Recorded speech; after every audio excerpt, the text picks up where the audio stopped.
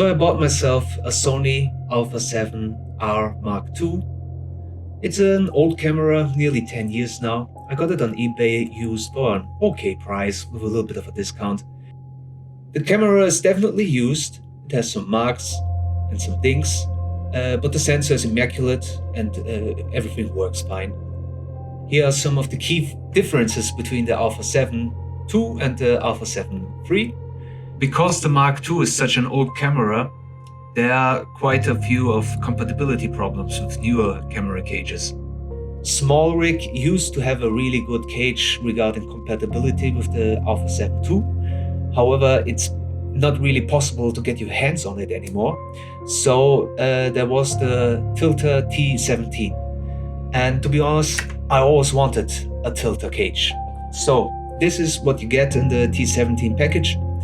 It's the handle, the cage, and some extras like extra plates and cables.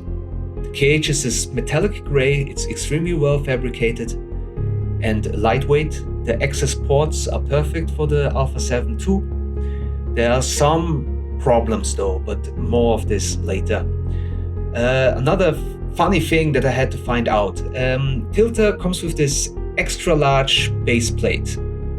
This kind of base plate is called LWS. It's a professional quick release system made for professional film sets and camera operators.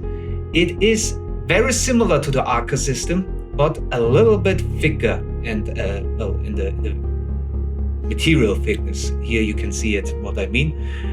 But it looks like Arca, but it's not. So it kind of is irritating because you think it will fit on your Arca mounts, but it won't. However, in the packaging is included this Arca Swiss adapter. However, it is not vertically but horizontally oriented, which is also a little bit of a letdown, to be honest. You see also the hole drills, so you cannot mount it any other way. But I was able to find this Arca Swiss that has this perfect placement. I had to drill out the holes a little bit to make more space, but it fits perfectly, and also with the orientation. There's a little bit space on the side, but I can live with this.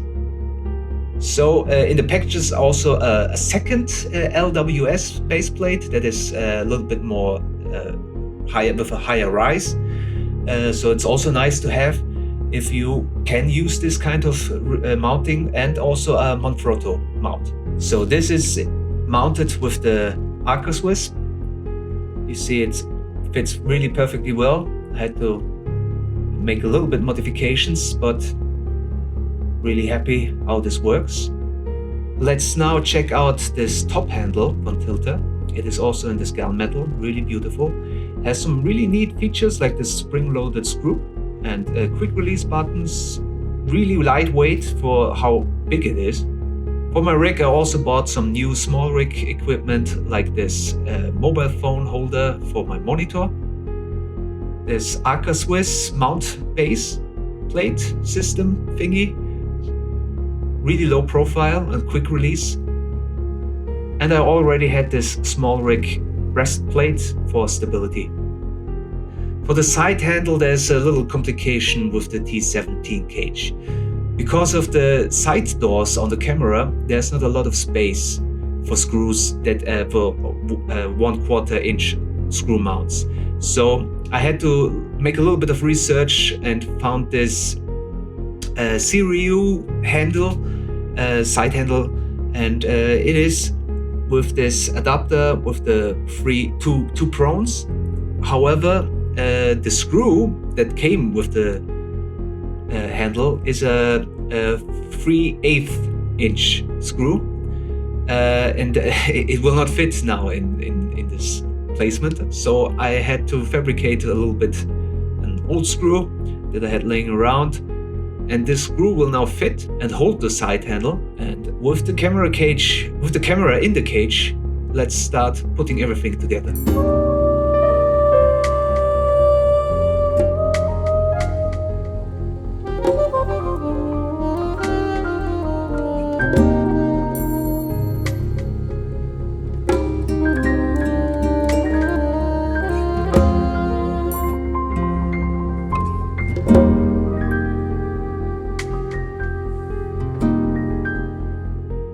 this Miki Cine Lens 50mm T2.2.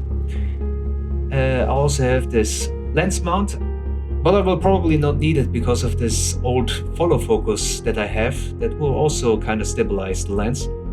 So with everything attached and ready, this is how my new Cine rig looks. The two things that are still missing is a mat box and a V-mount for extra battery, but this is something I'm still kind of looking into and checking out which will work best with the Sony 2. Really happy with the quick release system from SmartRig, and with only the cage and all those attachments on it, it's still extremely lightweight and small. And here's also some unedited footage from the Sony Alpha 7. These two sequences were shot with the Miki Full Open 2.2.